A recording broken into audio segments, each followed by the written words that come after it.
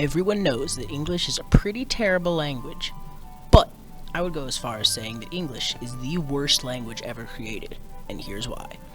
Let's start from the beginning, and by that, I mean the 5th century. English is not necessarily one single language, but rather a conglomeration of several older languages. These include, but are not limited to, Anglo-Saxon, several Germanic languages, Old French, and Gaelic languages. English is a product of the history of England, and nothing therein is more apparent than the Battle of Hastings, quite possibly the most important moment in the history of the language. In 1066, William the Conqueror led a Norman army into England, defeating King Harold and bringing a French rule upon Britain. In doing so, this caused French aristocrats to move to England, prompting a major French influence upon the English language. Many English words were replaced by French words, which were seen as more proper by the upper class. This is most noticeable when talking about animals. The English word is used to refer to the animal itself, which English peasants were exposed to the most. The aristocrats, sitting up in their palaces and mansions, would only ever encounter meat, and they were mostly French, or French associated, so they call it boeuf, which later evolved into beef.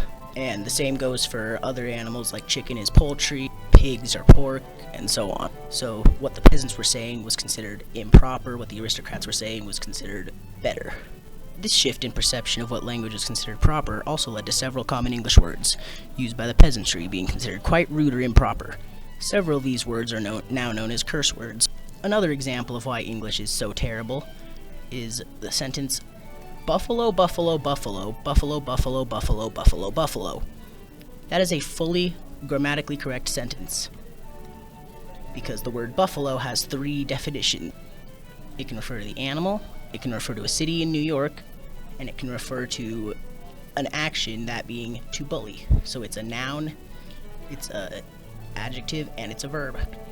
English is also famous for one other thing, that being silent letters. According to all rules of the English language, the name Tony could be spelled as P-T-O-U-G-H-N-E-I. You have the silent P from pterodactyl, an O-U-G-H pronounced O, an N-E-I pronounced E.